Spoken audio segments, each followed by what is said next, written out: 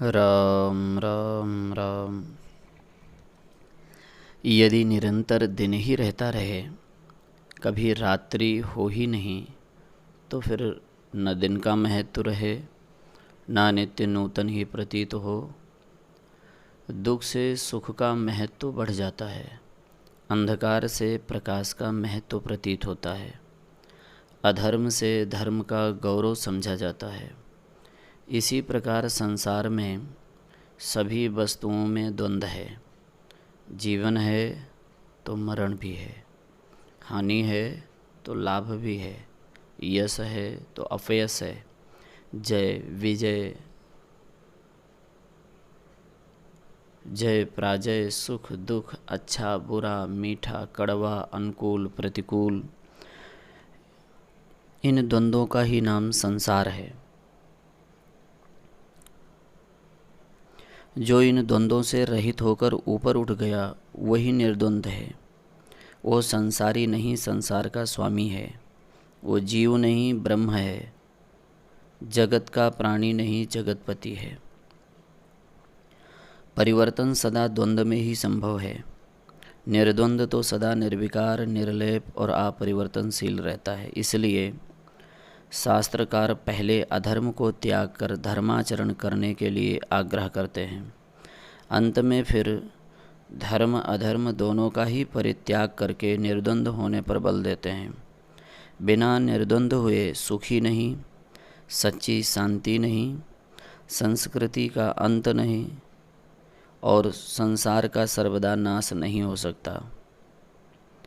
दिन के पश्चात जैसे रात्रि का होना अवश्यंभावी है, जैसे जन्म लेने वाले प्राणियों का मरण निश्चित है, उसी प्रकार धर्म के पश्चात अधर्म का प्रचार होना सनातन नियम है। सतयुग के पश्चात त्रेता, त्रेता के बाद द्वापर और द्वापर के पश्चात कलयुग का आना अपरिहार्य है। उसे कोई प्रयत्न करके हटा नहीं सकता, टाल नहीं सकता, अन्यथा नहीं कर सकता। हाँ, बीच बीच में उसको रोकथाम करने का प्रयत्न होते हैं, किंतु उनसे और भी उनका प्रचार होता है। प्रवाह को सर्वथा कोई रोक नहीं सकता। आप यंत्रों के द्वारा थोड़ी दूर तक रोक ले जाएंगे, जहाँ उन प्रयत्नों में शिथिलता हुई वहाँ फिर प्रवाह नीचे की ओर अपनी स्वाभाविक गति से बहने लगेगा। पांडवों के सम्मुख धर्म का सर्वत्र प्रचार था। कलयुग के आ जाने पर भी श्री कृष्ण भगवान के रहने से वो पृथ्वी पर अपना प्रभाव नहीं जमा सका। अब भगवान स्वधाम पधार गए। पांडवों ने भी यह लौकिक लीला समाप्त कर ली। अब कलयुग को खुलकर खेलने का अवसर प्राप्त हो गया। उसने चारों ओर अपना प्रभाव जमाना आरंभ किया। फिर भी उसके मन में कुछ अभी भी डर बैठा था। महाराज परीक्षित बड़े धर्मात्मा थे। उनके शरीर में भरत वंश का रक्त था। श्री कृष्ण की बहन के लड़के के वे लड़के थे। महाराज पांडु के वो प्रपौत्र के पुत्र थे। इसलिए कलयुग उनसे डरता था। वो अवसर खोज रहा था कि किसी प्रकार महाराज तक मेरी पहुंच हो जाए, क्योंकि जब तक राजा की अधर्म में प्रवृत्ति नहीं होती, तब तक प्रजा की अधर्म में प्रवृत्ति नहीं होती। जैसे भाव राजा के होंगे वैसे ही प्रजा के होंगे। राजा की भावना दुष्ट होने से ही रिद्धि सिद्धियों का क्षय होता है। एक राजा आखेट करने जंगल की ओर जा रहा था। रास्ते में एक सूअर का पीछा करते हुए उसके साथी बिछुड़ गए। वो अकेला ही रह गया। धूप में दौड़ने से उसे बड़े जोर से प्यास भी लगी। पास में ही एक ईख का खेत था। उसकी रक्षा एक युवती कुमारी कर रही थी। राजा ने उससे पानी मांगा। उसने यह साधारण व्यक्ति समझकर उसी समय एक गन्ना उखाड़कर उसे निचोड़कर उसके रस से एक पात्र भरकर राजा को दिया। सुंदर स्वादिष्ट तत्काल के निकले मधुर रस को पीकर राजा की तृष्णा शांत हुई। वह बड़े संतुष्ट हुए किंतु एक गन्ने में इतना रस निकलने से उन्हें विस्मय हुआ। उन्होंने मन ही मन सोचा, ओहो, जब एक गन्ने में इतना रस निकलता है तब तो ये कृषक मालामाल हो जाते होंगे। हमें ये केवल छठा ही अंश देते हैं, इन पर और अधिक कर लगाना चाहिए। अधिक कर लगाने से मेरा कोष बढ़ेगा। यह सोचते सोचते वो दूर निकल गए। सूअर कहीं विलीन हो गया, साथियों से भेंट नहीं हुई। राजा पुनः लौटकर उसी लड़की के खेत में आए। अब के उन्होंने फिर रस मांगा। लड़की ने फिर एक गन्ना उखाड़ कर निचोड़ा। अब के उसे आधा भी रस नहीं निकला। तब तो राजा ने आश्चर्य से चकित होकर पूछा, देवी क्या कारण है? पहले तो एक गन्ने में पूरा पात्र भर गया था, अब के आधा भी नहीं भरा। तब उस समझदार बालिका ने कहा, हे पथिक, मैंने तो कोई मन से बुरी बात सोची नहीं। मेरे पिता धर्मात्मा हैं। मालूम होता है इस देश के राजा के हृदय में कोई पाप आ गया। उसके मन में किसी का द्रव्य हरण करने का लोभ आ गया होगा। इसी से इसका रस कम हो गया होगा। राजा को अपनी भूल मालूम हुई और उन्होंने अतिरिक्त कर लगाने का विचार त्याग दिया। इस कथा से इतना ही भाव निकलता है कि जब तक राजा अधर्मी नहीं होगा तब तक संपूर्ण प्रजा अधर्मी नहीं बनेगी। पाप का सर्वत्र प्रचार नहीं होगा। राजा के अधर्मी हो जाने से प्रजा के सभी लोग उसी के सभी अवगुणों का आंख बंद करके अनुसरण करते हैं। राजा के आचार का अनुवर्तन ही अन्य लोग किया करते हैं और उसी में अपनी उन्नति का अनुभव भी करते हैं। इसलिए कलयुग किसी प्रकार राजा के शरीर में प्रवेश करने की बात सोच रहा था। वैसे तो सब लोगों की प्रवृत्ति कलयुग के कारण अधर्म की ओर झुक गई थी। सभी लोग अपने कुलागत सदाचार का परित्याग करके जहाँ तहाँ सभी के साथ खाने पीने लगे थे। यज्ञ, याग और श्राद्ध तर्पण आदि पारलौकिक कार्यों के प्रति लोगों के मन में कुछ कुछ अविश्वास के से अंकुर उत्पन्न होने लगे थे, किंतु राजा के डर से और समाज बंधनों के कारण वे उन पापों को सर्वसाधारण पुरुष के सन्मुख समर्थन नहीं करते थे। बेमन से ही सही कुछ कुछ धर्म कार्य भय से भी होते ही हैं, करते थे। धर्म तो बुद्धिमान है, उसे देश काल का अनुभव है। वो समझता है कि अब मेरा समय गया, अब अधर्म का पलड़ा भारी है, उससे विरोध करने से काम नहीं चलेगा। इसलिए वो दुखी होने पर भी अपने दुख का कारण अधर्म को नहीं बताता। अपने प्रारब्ध के भरोसे दुख को भोगता है।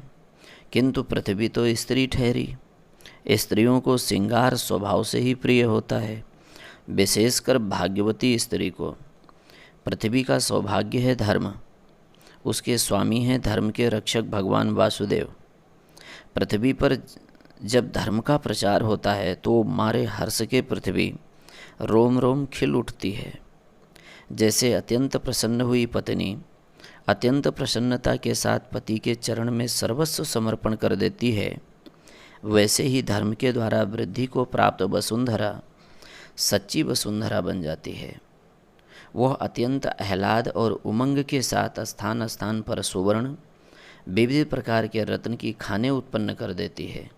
नाना प्रकार के फल फूल और कंदमूल को प्रकट करके प्रजाजनों को सुखी बना देती है। इसके विपरीत जब उसके ऊपर अधर्म छा जाता है तो दुखी होकर सभी बीजों को धानों को अपने भीतर छुपा लेती है।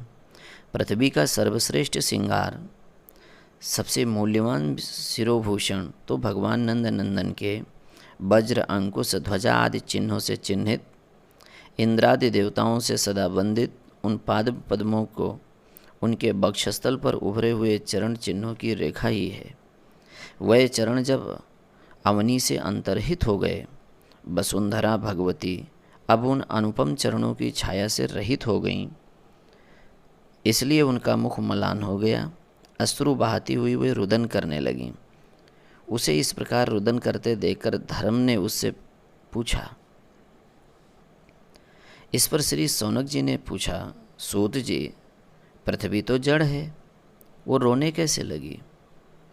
धर्म कोई सजीव प्राणी तो है नहीं जो बोल सके, इसलिए इन दोनों में संवाद हुआ कैसे?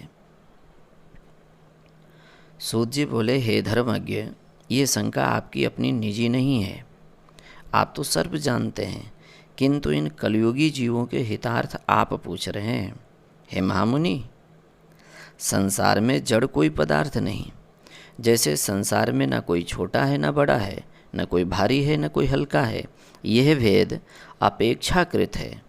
जैसे हाथी से घोड़ा छोटा है और घोड़े से गधा छोटा है, गधे से हिरन छोटा है, हिरन से कुत्ता छोटा है, कुत्ते से बिल्ली छोटी है, बिल्ली से चूहा छोटा है, इनमें स्वयं छोटापन नहीं है।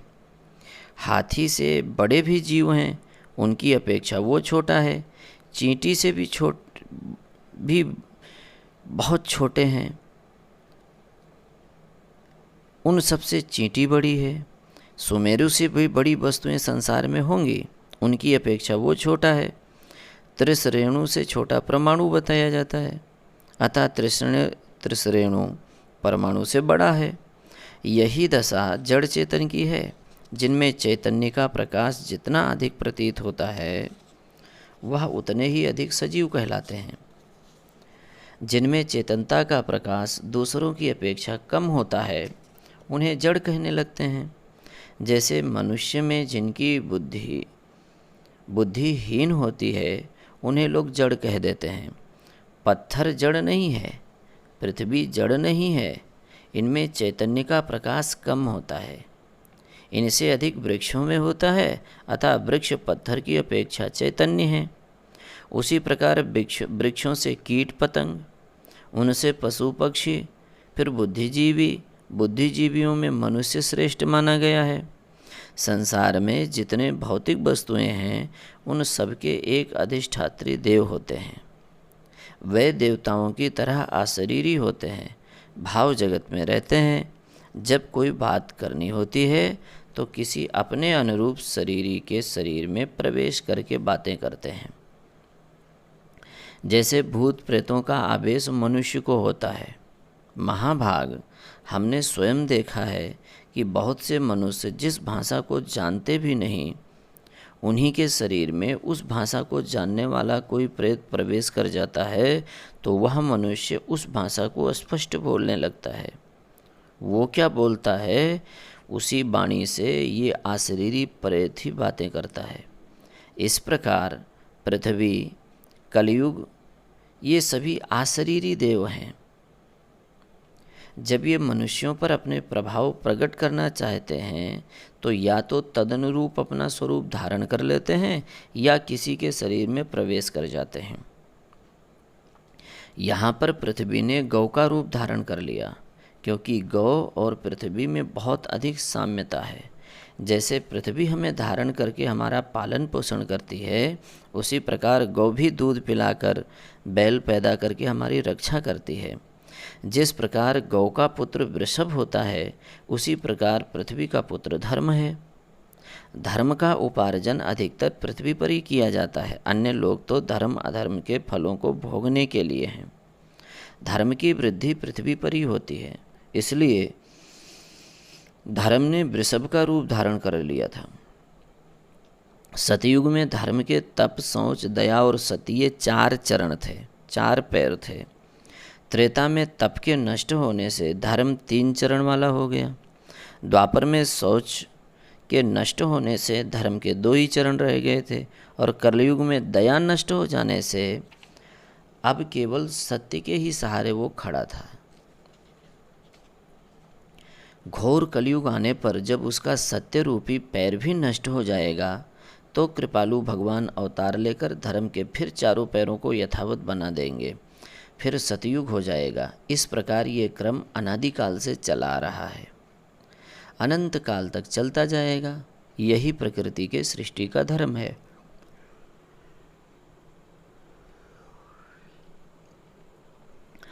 अब कलयुग आ गया था, इसलिए धर्म ने एक पैर के बैल का रूप बनाया।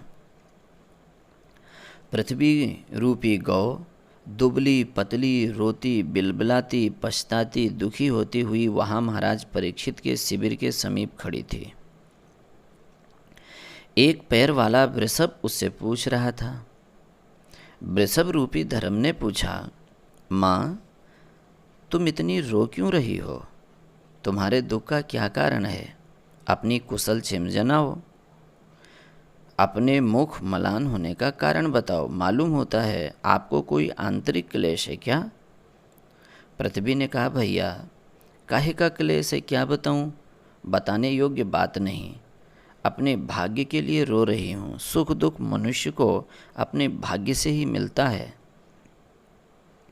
धर्म ने कहा, ये तो ठीक ही है, दुख सुख प्रारब्ध अनुसार ही होता है, फिर भी दुख के कुछ कारण होते हैं। माताओं को विशेषकर 4 ही कष्ट विशेष होते हैं।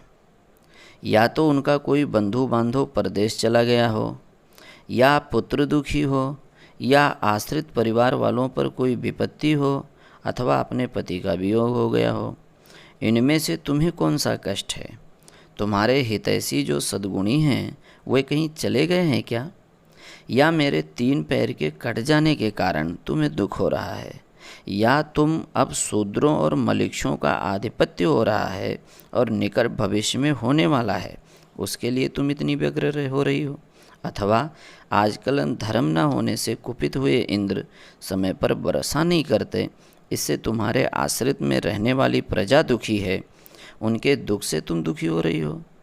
अथवा निरीह बच्चों और अबलाओं पर राक्षस प्रकृति के दुष्ट लोग मनमाना अत्याचार कर रहे हैं, इस कारण आपका हृदय द्रवीभूत हो रहा है? या जिन ब्राह्मणों का कार्य ही सदा अध्ययन तथा धर्म कार्य में लगा रहता था, वे उस कार्य को छोड़कर दुष्ट राजाओं की सेना में लग रहे हैं, इससे आपका मुख मलान हो रहा है? या फिर अनाधिकारी कुकर्मी सदाचारहीन ब्राह्मणों के समीप सरस्वती के फंस जाने से उस वाग देवी के लिए आप दुखी हो रही हो? अथवा इन नाम मात्र के राजा कहलाने वाले शूद्र द्वारा पीड़ित प्रजा के शोक से तुम रो रही हो? या इन हरे भरे समृद्धशाली राष्ट्र को कलिकाल के प्रभाव से उजड़े हुए से देखकर आपका हृदय विदीर्ण हो रहा है? आजकल लोग सभी सदाचार के नियमों को भूलकर जहाँ तहाँ सबके यहाँ सबके साथ सब वस्तुएं सब समय में खाने पीने लगे हैं। उन अनाचारी पुरुषों के लिए तुम शोक कर रही हो क्या? या फिर आजकल काम वासना बहुत प्रबल हो जाने से लोगों ने प्राचीन मर्यादा का त्याग कर दिया है।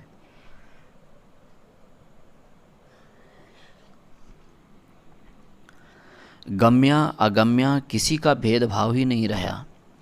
सभी स्वेच्छाचारी स्वच्छंद कामी हो गए हैं। उन कामुक पुरुषों की बढ़ी हुई काम वृत्ति के लिए आप पश्चाताप कर रही हैं। अथवा हे माता, तुम्हारी जो अनन्य आश्रय एकमात्र रक्षक तुम्हारे स्वामी श्री श्याम सुंदर हैं, उनके परलोक पधारने के कारण आप इतनी दुखी हो रही हैं। इनमें से आपके दुख का कौन सा कारण है? मुझे तुम ठीक ठीक बता दो, सभी स्पष्ट रीति से समझा दो। तुम्हारे दुख से मैं भी दुखी हूँ। आज तुम सौभाग्यहीन विधवा अबला की भांति बिलख रही हो। तुम्हारे सौभाग्य के दाता तो आनंद कंद श्री नंदनंदन ही थे ना, तुम उन्हीं के लिए रो रही हो क्या? धर्म के ऐसा पूछने पर भी पृथ्वी कुछ भी नहीं बोल सकी। उसके दुख के ये सभी कारण थे। किसे अपने दुख का कारण बताती? उसके दुख का एकमात्र कारण तो श्री श्याम सुंदर का स्वधाम पधारना ही था। यदि देवताओं से भी वंदित भगवान के पाद पद्म पृथ्वी पर विराजमान रहते तो इनमें से कोई भी दुख पृथ्वी माता के नहीं देखना पड़ता। श्री भगवान के पधारते ही अधर्म बंधु कलयुग ने सर्वत्र अपना प्रभाव जमा लिया। सभी प्राणियों की बुद्धि को पाप ने आच्छादित कर लिया। अधर्म के भार से दबी हुई पृथ्वी एक पैर वाले धर्म के प्रश्नों का यथावत उत्तर देने लगी। इन पर शौनक जी ने पूछा, सूत जी, क्या धर्म को ज्ञात नहीं था कि कलयुग आ गया है? इस कारण पृथ्वी दुखी है। और यदि वे ये सब जानते थे तो जानबूझकर ऐसा व्यर्थ के प्रश्न क्यों किए? सूत जी बोले, महाभाग, प्राणी जानबूझकर भी दुख सुख की बात पूछता है।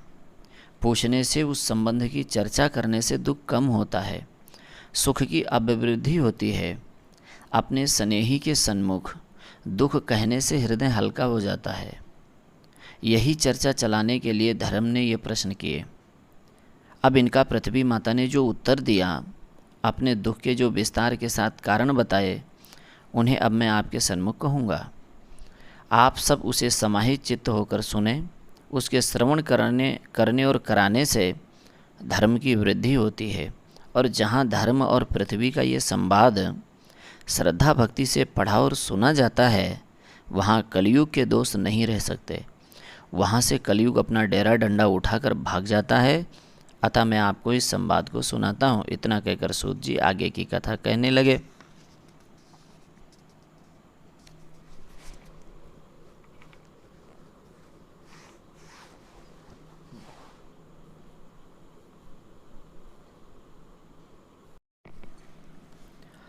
चराचर विश्व में व्याप्त है श्री हरि, सभी सद्गुण की खानी है। वैसे तो हरि ब्रह्म भाव से चराचर विश्व में वो व्याप्त हैं, किंतु जहाँ उनका विशेष रूप से प्रादुर्भाव होता है, जिस भक्त के हृदय में वे भगवती भक्ति के द्वारा प्रकट होते हैं, उस हृदय में सभी सद्गुण स्वतः ही आ करके निवास करने लगते हैं। भगवान वासुदेव के प्रादुर्भाव का और सद्गुणों का शरीर और छाया के समान संबंध है। शरीर जहाँ रहेगा, उसकी छाया उसके साथ ही साथ रहेगी। धवलता जैसे दूध से, शीतलता जैसे चंद्रमाता से, उष्णता जैसे अग्नि से, गंध जैसे पृथ्वी से पृथक नहीं की जा सकती, उसी प्रकार सद्गुणों को सर्वेश्वर से भिन्न नहीं बनाया जा सकता। समस्त संसारातीत सद्गुणों से ही श्री हरि का श्री विग्रह बनता है। उन श्री विग्रह के अंतर्हित होने से उसके साथ ही साथ सब सद्गुण भी विलीन हो जाते हैं। सुख स्वयं ही एक सद्गुण है। जहाँ सुख न रहेगा, वहाँ दुख अपना आसन लगा लेगा। जहाँ से आनंद चला जाएगा, वहाँ विषाद का बोलबाला हो ही जाएगा। जहाँ आह्लाद नहीं रहेगा, वहाँ ताप, संताप, चिंता आदि आकर बस ही जाएंगे। सभी प्राणी आनंद, आह्लाद, सुख से हीन होकर ही दुखी और चिंतित होते हैं। जब पृथ्वी को रोते हुए अत्यंत दुखी होकर धर्म ने उससे उसके दुख का कारण पूछा, तो मलान मुख से गोपरूप धरणी पृथ्वी कहने लगी, बेटा धर्म, तुम जो मुझसे पूछ रहे हो उसे स्वयं नहीं जानते क्या? ऐसे अनजान भोले भाले बनकर मुझसे क्यों पूछ रहे हो? तुम अपनी दशा नहीं देख रहे हो क्या? धर्म जी ने कहा, देवी, मेरे तो ये 3 पैर टूट गए हैं, चौथे में भी पीड़ा हो रही है। इसका कारण तुम ही बताओ, क्यों ऐसा हुआ? क्यों मैं पैरहीन, दुर्बल और उत्साहहीन हो गया? पृथ्वी बोली, देखो, तुम्हारे शौच, तप, दया और सत्य ये 4 पैर हैं। ये 4 गुण ही प्रधान गुण हैं। उन्हीं गुणों का आश्रय लेकर सहस्रों गुण रहते हैं। सत्य से बढ़कर कोई दूसरा धर्म नहीं है। शौच से ही मनुष्य का हृदय पवित्र होता है। पवित्र हृदय में ही प्रभु का वास होता है।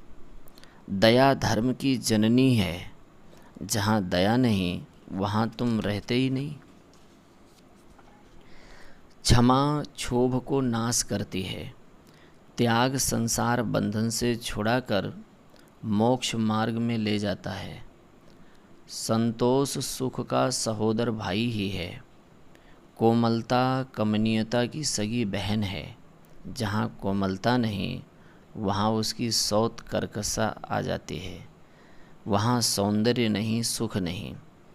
भीतर की इंद्रियाँ मन, बुद्धि, चित्त और अहंकार को अंतःकरण कहते हैं। उनको बस में करने का नाम सम है। ज्ञानेंद्रियों को बस में करके उन्हें सन्मार्ग की ओर प्रवृत्त करने को दम कहते हैं। कर्मेंद्रियों को कुमार्ग पर नहीं जाने देना, उनके इच्छित संसारी सुख भोगों को उन्हें न देने का नाम ही तप है।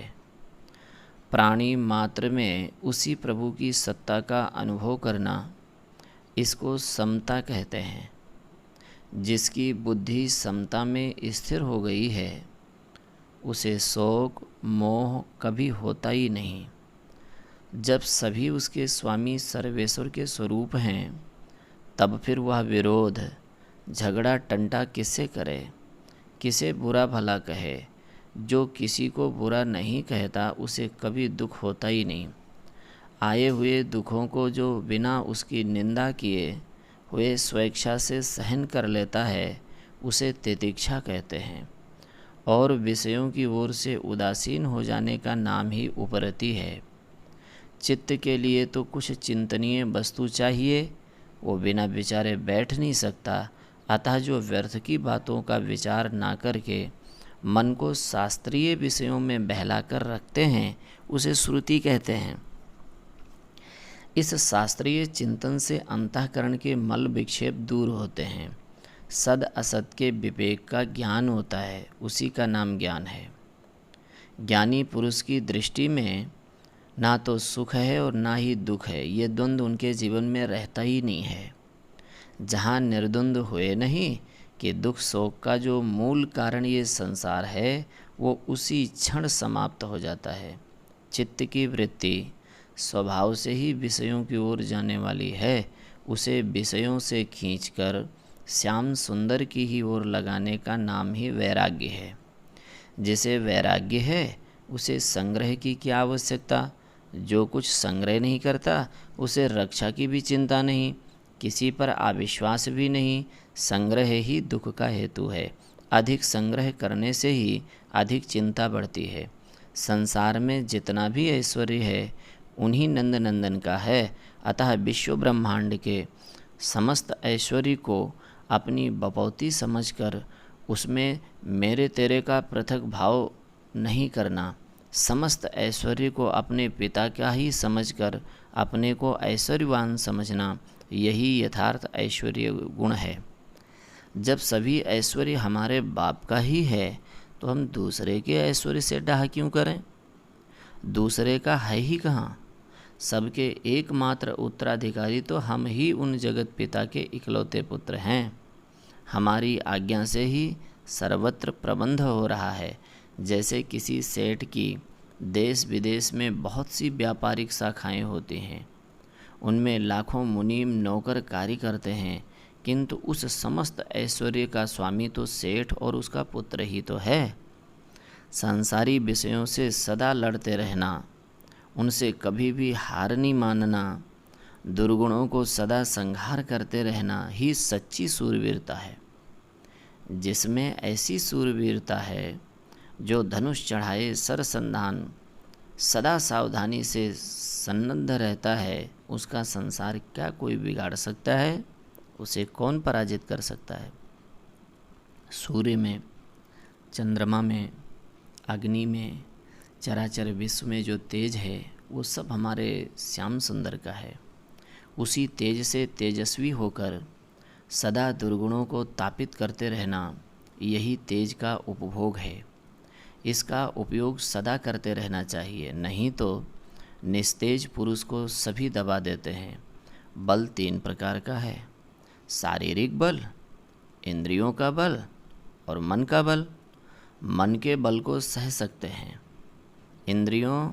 इंद्रिय बल का नाम ओज है, और शरीर में जो बल शक्ति बढ़ती है, उसे बल कहते हैं। ये सभी बल उन सबसे बलीन काल स्वरूप श्री कृष्ण के ही हैं।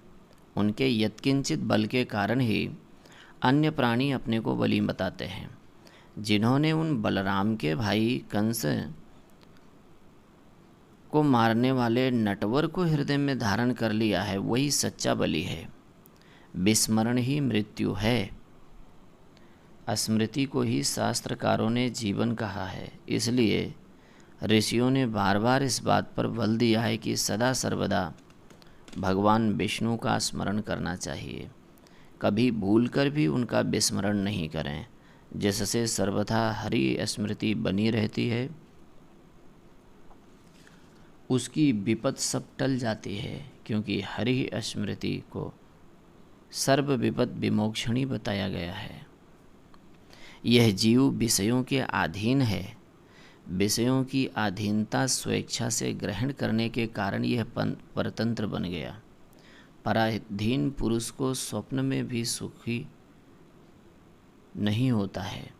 अतः इन दुर्व्यसनों को प्रबल आंदोलन के द्वारा जो जीतकर आत्मा में स्थित हो जाता है, समझ लो उसी ने स्वराज्य को प्राप्त कर लिया।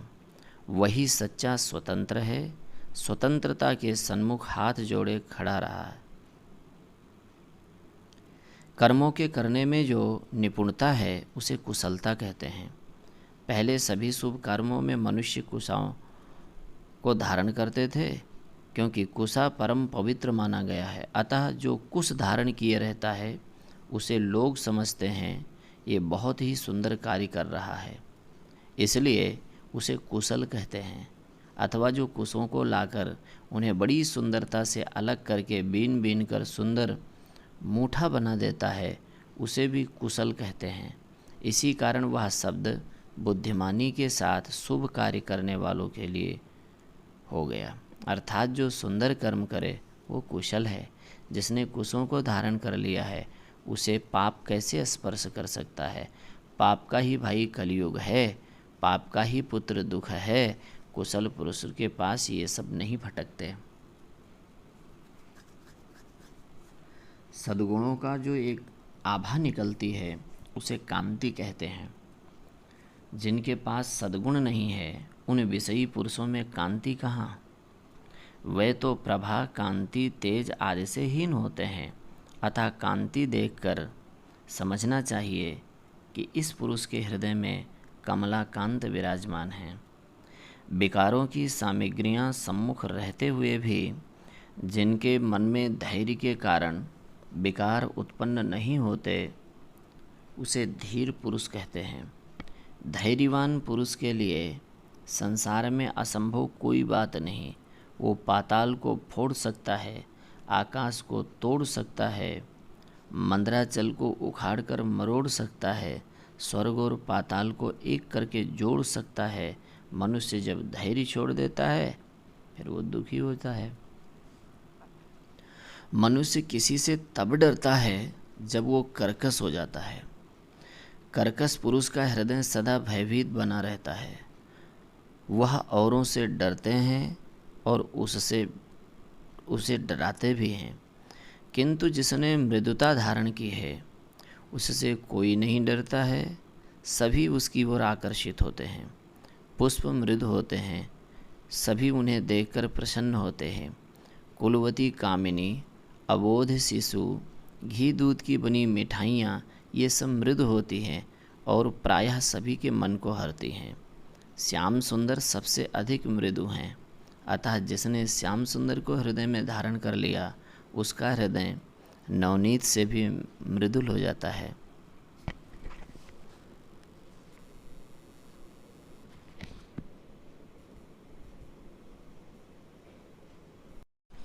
इसी तरह से बहुत सारे धर्म और गायक में जो संवाद हुआ है बहुत ही विलक्षण है। धर्म रूपी बैल, पृथ्वी रूपी गौ का यह संवाद है। राम।